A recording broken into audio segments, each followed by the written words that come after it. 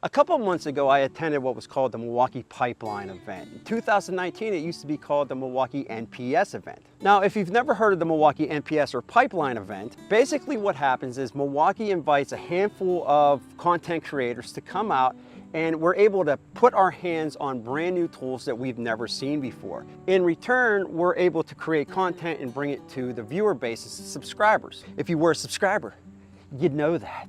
I'm sorry. I just miss you. Anyway, what happened was this year we went out to the event in 2022 and we got to see two different features. One was the outdoor power tools and the other one was hand tools. Now basically during the event we were able to take a tour through this brand new facility where they make their pliers. And because of proprietary reasons, we were told that we were absolutely not allowed to record in that facility, other than some of the pliers and the hand tools that they make there themselves. Basically the process we weren't allowed to film. So a couple days later, I upload what's called a YouTube short. Now I'm showing these pliers and I say, yes, they are 100% made in the US of A. And well, I started getting all of these comments.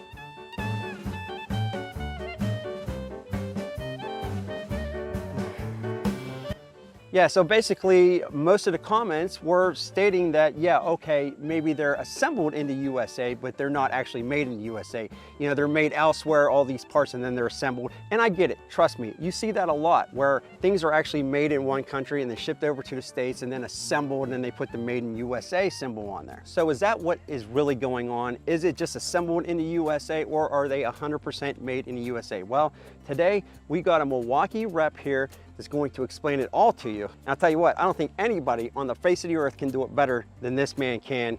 Let's get it started. All right, so we have a special guest here today. His name's Tim from Milwaukee Tool. Tim, thank you for being here. Could you give the subscribers some background of who you are, your name, what you do at Milwaukee Tool?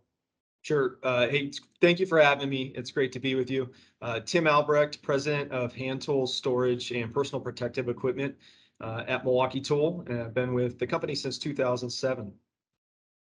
That's awesome. Thank you again for being here. And the reason why I asked you to come on, Tim, is I had posted a couple of videos called Shorts on YouTube, and the videos are getting a lot of traction. And what they were of is your new pliers and your new screwdrivers that are made in the USA. Now, when I posted those videos, I received a lot of comments stating that, you know, listen, it says made in the USA. You're saying, Clint, that they're made in the USA, but I don't think that's the case. I think they're assembled overseas or actually made overseas and then assembled in the States, where you see that a lot, right? You do see that a lot. But are these new pliers, are these new screwdrivers, are they actually made in the USA? You know, it's funny. I read the same things when I'm going through your social, and it shows how skeptical people are, and I don't blame them. There's a lot of companies out there that source globally and put stuff together in the United States. I am here to say unequivocally, the product that we are making in West Bend, Wisconsin, pliers and screwdrivers, are 100% made in the United States. From the steel that we buy to the resin that we buy, right down to the packaging. Every single component comes from the United States and is manufactured, assembled, packaged by Americans from USA made products. So just to reiterate, everything, including the material, is processed and made here in the States. It was a non-negotiable that it had to be made and come from the United States so that we could stand behind the made in the USA claim. Awesome. Now, during the recent pipeline event, which we were just at a couple months ago, we were shown the process on how these pliers and the screwdrivers were made, which they were awesome. It was really cool to see that in the processes, the lines that you put in the manufacturing. But the subscribers were unable to see that. And I think maybe that raised a few questions. Can you answer why we were not allowed to record in a facility? And I'm guessing it's because of, you know, trade secrets or how you're doing things over there. But could you give some insight on that? Yeah, so why we would love to open up everything to everybody. The fact is that a lot of the processes that we're using in West Bend, Wisconsin, were invented and manufactured and made by our engineering professionals at Milwaukee Tool. So while we can tell you what the feature is at the end of the line, what we don't want to do is to educate our competitors on how we got to where we're at. It's the same reason that we don't file process patents, for example, on machines that we invent. Because if we file a process patent or a manufacturing patent, basically you're disclosing publicly how you get to the end result. We don't want to make that public. And we appreciate the understanding that you had, Clint, when you were in to not be able to video everything. There may be a time in the future where we show it, but right now, the machines that we've made were actually, most of them were assembled in-house and invented by our team. And it's going to be a trade secret until we decide that we're going to publicly disclose how it's made. Got it. And like I said, I seen that process with my own eyes, and I'm telling you, everything is in-house from what I'm seeing. It was really, really something interesting. So hopefully one of these days down the road, we can show that to the viewers. Now, when we were there, you did state that it's a newer building, correct? That you have. Brand new building. Yeah, you were at the grand opening. Okay, great. So during the walkthrough, we were told that the walls on this new building were constructed in a way that you can actually remove them in the future. Why is that? So we built the building as large as we need it for right now, but what we had told you and what we're looking forward to is expanding that building. Nothing we do at Milwaukee is made to be stagnant and that's it. We're always looking at growth. So there's a wall on each side of the building. So on the north and the south side of the building that's made to be blown out and expand. We have right of first refusal on multiple acres in that land in West Bend that you were on. And we can continue to expand. So as we need to add more forging equipment or more machining equipment or more staging and warehouse equipment, we have the ability to double the size of the building in a very short period of time. And as time goes on, we actually have the ability to expand into that entire acreage that you saw few weeks ago. So short answer is we need the space as we get into additional products, as we need to increase capacity, as we need to increase warehouse holding space. And with that, double our US-based workforce, we need space for all the people. And that is why we've made two of the walls manufactured to come down pretty easily. So what it sounds like to me is you're bringing more here to the States to be manufactured. You're looking for hopefully more growth in Wisconsin to expand Yeah, this so facility. absolutely. You're 100% right. This, as we said, this is just the beginning, right?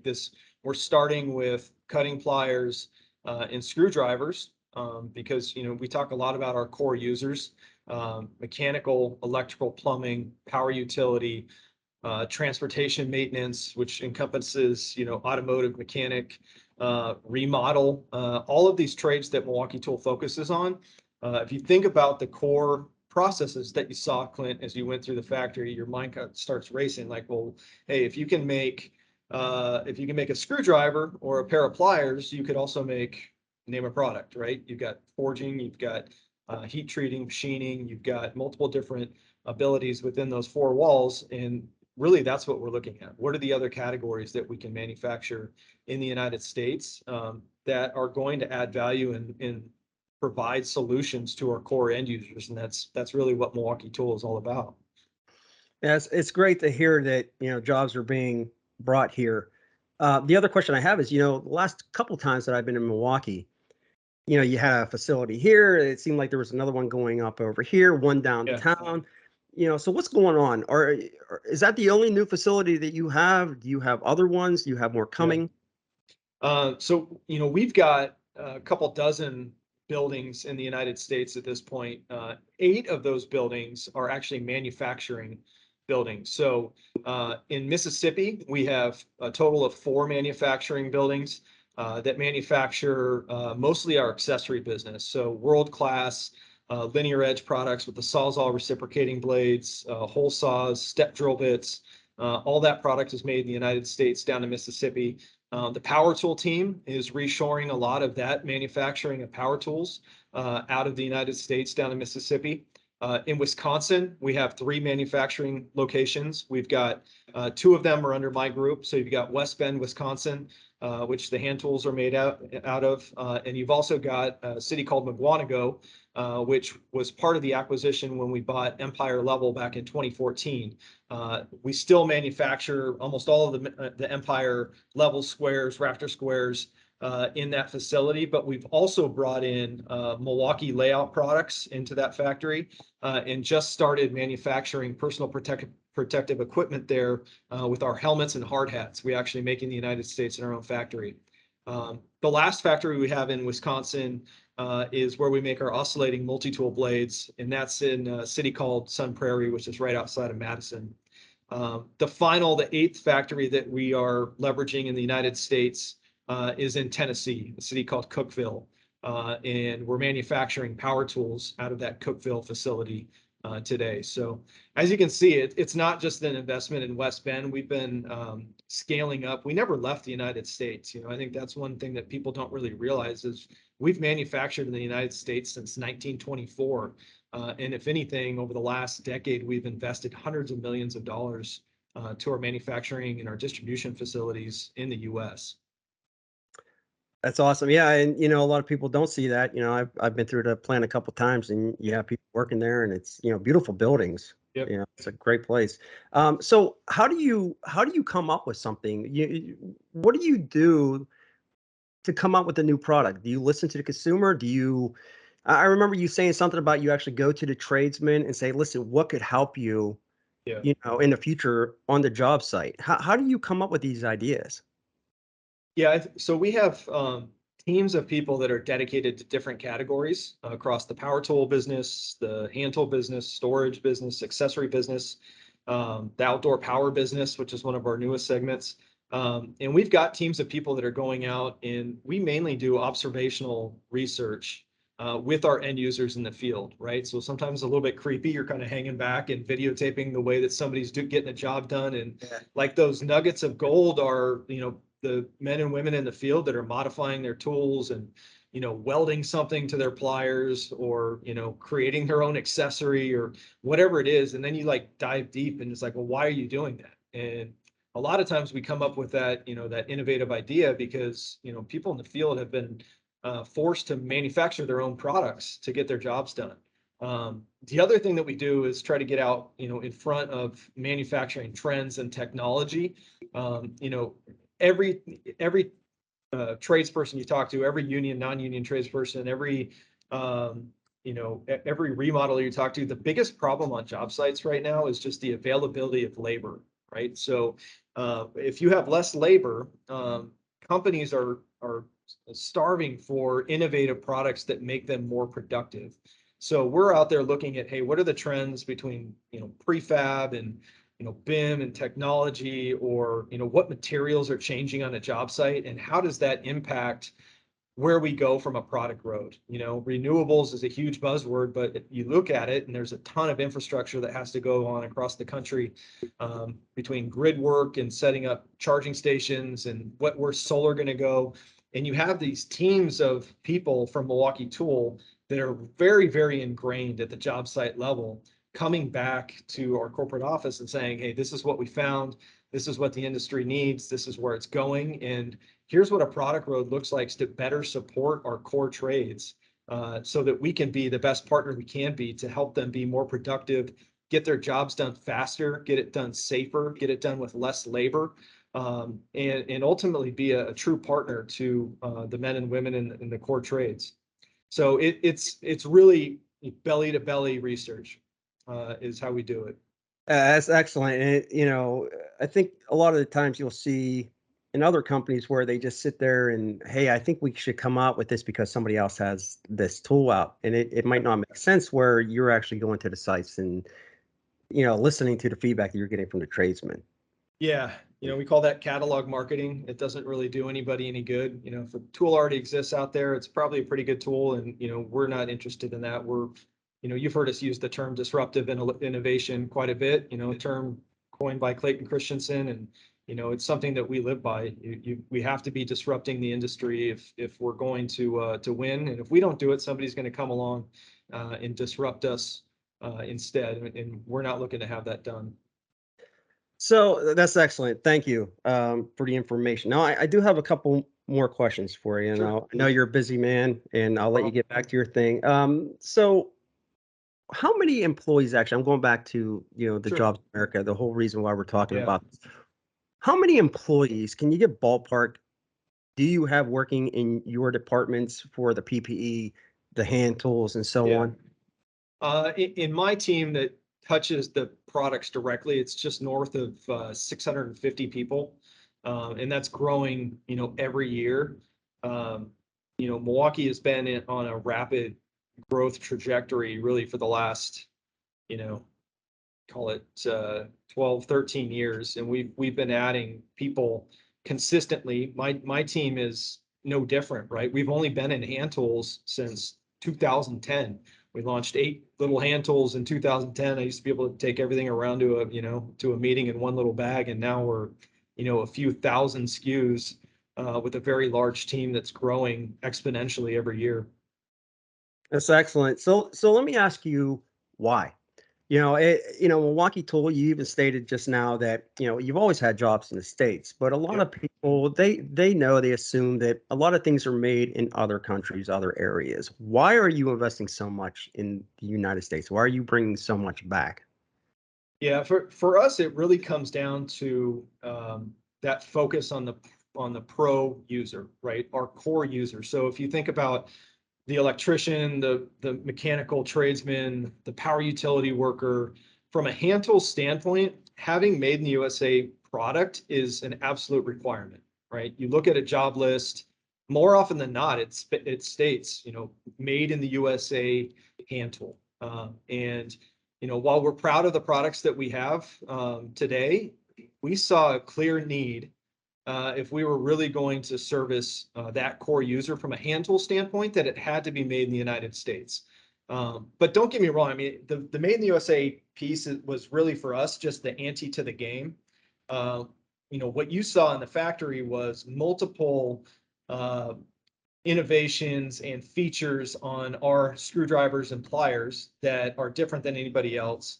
And we're backing every single one of these products that comes out of our factory in the United States with a lifetime warranty, which is what a lot of our competitors have backed off of in the recent years. 5 years ago, 3 years ago, we had a lot of competitors in our space that had a lifetime warranty. They backed away from it. We're so confident in the product that we're manufacturing in the US that we're going to have a lifetime warranty. So having USA made good was imperative to the plumber, the electrician, the power utility lineman down the road, right? Like they had to have USA made. But for us, we also had to have a better quality, more innovative features, and a lifetime warranty. And putting that factory 25 minutes away from every single engineer and quality person and marketing person that I've got in this building here downtown Milwaukee was a very strategic place to do it. That's awesome. And you said, listen, you're bringing people on. I had witnessed interns coming into the company when I was there last. Yep. What are you looking for in a candidate for somebody that might want to work for Milwaukee Tool? Yeah. What positions might you have open in the future, and how would you apply to something like that? Yeah, I'm glad you asked because we are always looking for the best of the best out there. You can always go to milwaukeetool.jobs.com and you can filter through all of the jobs available, or just go to milwaukeetool.com and there's a link to our jobs website. But I think what we look for, and Clint, we've talked to you a lot about our culture, right? The bookends of our success at Milwaukee are our people and our culture. And what we look for in people at Milwaukee Tool are people that are going to live our culture. How did we get to where we're at today? So we're looking for people that have the ability to be candid, to have tough conversations, that are obsessed with our brand and with innovation and with our end users. We want people that show agility, right? You're able to tackle a problem in a different way. We want people to challenge the status quo about how we're going to market. We want the best of the best and the brightest in every single category. And it's not just about having really good marketing people or really good salespeople. We need the best of best electrical engineers, mechanical engineers, supply chain people, operations warehouse people down the line. I mean, we employ over 10,000 people in the United States. So anything that any job that you think that could add benefit to Milwaukee Tool, we want to hear from the people out there, because we are in a rapid growth mode. It's a fantastic company. We're fast paced. Everybody says they're fast paced. I think we really are fast paced. And hopefully you've seen some of the passion and the drive and the individuals that you've interacted with Milwaukee. And, we want that across the board with anybody that we work with. That's awesome. And like you said, just not just engineers, not just sales, you're looking for people, CNCs, lathes, all different facets of the company.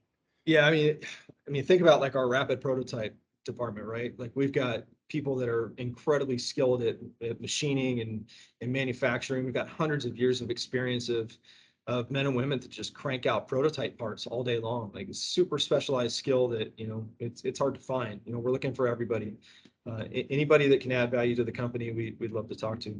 I'll put that link in the description below. I have one sidewinder question for you here. Sure. Will any of these employees be working on a signature tool reviews on a line of hand tools in the future, Tim? You want to do a little co-branding? I'm just bringing that.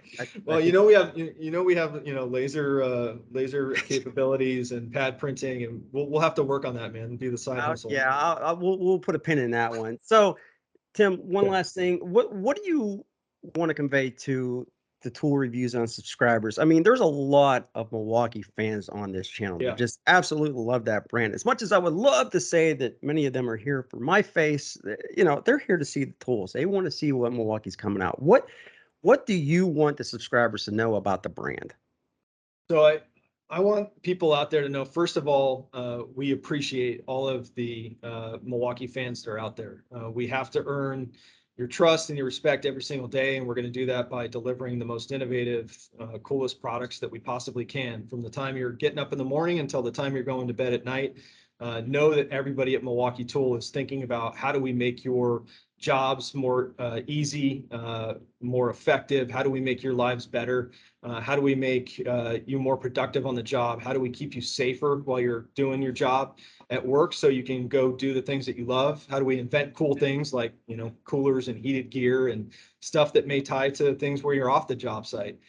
We are obsessed with our users and our fans, and we're going to continue to be a solution provider in every product that we bring to the market, and not just physical products, right? We're looking at technology now too, like OneKey is an example of technology that we're bringing to the market to really change the game in how we interact with our users. We're constantly looking at the technology that's out there and how do we innovate in all these different categories. And we look forward to every year bringing forward hundreds of new products. Whether it's Packout storage or fuel cordless or outdoor products, or the accessory team bringing best in class linear edge product to make your jobs and your lives better. That is what we focus on. The most important thing at Milwaukee Tool is our users and our fans out in the field that buy our products, and we look forward to continuing to bring innovative products to you every day and interact with you whenever we can on the job sites. Tim, I appreciate it. I appreciate the time. I think this is the first time we've ever done anything like this, or anybody of your stature has come on this channel and sort of, answer questions for the subscriber base. And that truly means a lot to not only myself, but I believe a lot of the people that are watching this video. And I think what you're doing over there is great. And, I hope you continue doing what you're doing. You're really, charging. And you're really, pushing the envelope. You're seeing new tools coming out pretty much every week, and it's just a great thing to see. It's a very interesting time to be in the world of tools, and for you coming on here, I truly do appreciate that. Yeah, no problem. Anytime, Clint. We appreciate your partnership. All right, Tim. Well, I'll let you go back to do what you're doing, and hopefully we can do this again sometime in the future. Thank you again, my friend, and we will be in touch. All right. Thanks, buddy. See you. Bye-bye. So I want to say thank you to Tim. I thought that was really, really cool of him to come on here and do this interview. Not a lot of people do that. I also want to thank the subscribers for checking this video out. And what I come away with when I got done doing this interview was basically, listen, they're bringing jobs back to the States. They got people that are physically on site working on these tools, and that is something that I'm happy to see. And who knows, maybe if you're in one of those trades or positions that he was looking for, maybe you can work for Milwaukee IA as well. And of course, I'll leave that information in the comment section below. Now, check out this next video here. I think you're really gonna like it. I appreciate you stopping by. If you could smash that like button, yeah, that'd be greatly appreciated. We'll be back with more videos soon.